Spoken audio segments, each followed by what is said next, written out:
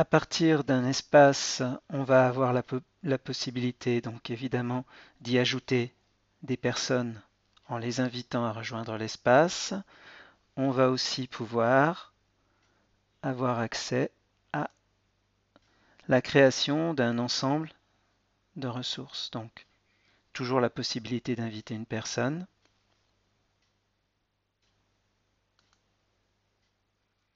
Il suffit de savoir soit l'email qu'il a utilisé pour s'enregistrer, soit le nom qu'il a sur la plateforme. La possibilité d'envoyer un message personnalisé et ensuite de l'inviter. Donc c'est une autre façon d'inviter quelqu'un. On peut créer un nouvel espace, ajouter une nouvelle ressource ou ajouter une application.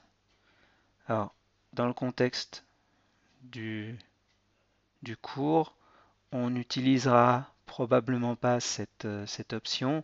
On se focalisera uniquement sur les espaces et les différents types de ressources. Donc, pour créer un nouvel espace, il suffit tout simplement de le créer, de lui donner un nom.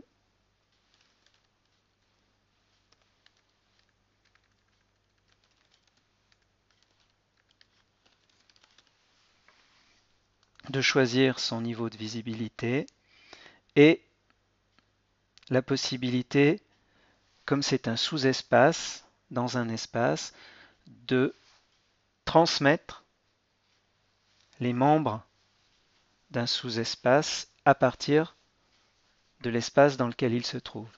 Donc soit ici, je vais importer automatiquement tous les membres qui se trouvent dans l'espace au sous-espace. Donc ici, j'aurai l'importation des membres, soit de faire hériter de mon sous-espace de tous les membres de cet espace. Alors, quelle est la différence? Si j'importe ici, l'importation va se faire au moment où je crée l'espace, c'est-à-dire que ne seront ajoutés à mon sous-espace que les utilisateurs qui se trouvent actuellement dans l'espace parent. Alors qu'ici, chaque fois que j'aurai un nouvel utilisateur qui viendra s'ajouter à mon espace, il sera aussi automatiquement ajouté à mon sous-espace qui donc va systématiquement en hériter.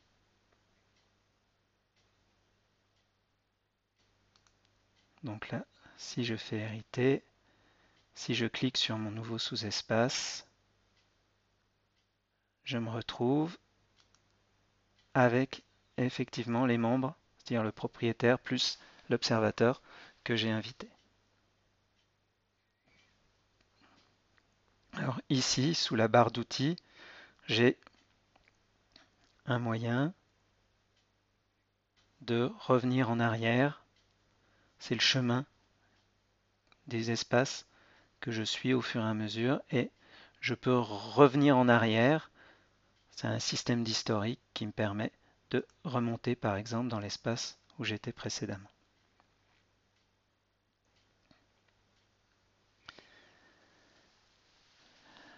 Alors, dans mon espace test, on a vu que j'avais la possibilité d'ajouter des tags, d'ajouter une description, d'avoir une discussion entre les différents utilisateurs qui font partie de l'espace, la possibilité de noter cet espace. On a la possibilité là aussi de modifier l'accès, la possibilité de récupérer le flux RSS de l'espace pour pouvoir s'y abonner et être tenu au courant à partir d'un lecteur de flux des différents ajouts qui vont être faits au fur et à mesure dans cet espace. Une option de communication qui permet en fait d'envoyer des mails aux différentes personnes qui font partie de l'espace. Alors c'est une option qui actuellement ne fonctionne pas, donc qui n'est pas utilisée. Vous avez ici les préférences de l'espace. Vous pouvez remodifier le nom de l'espace. Vous pouvez changer l'icône en sélectionnant une nouvelle image, ce qui va vous permettre ensuite de personnaliser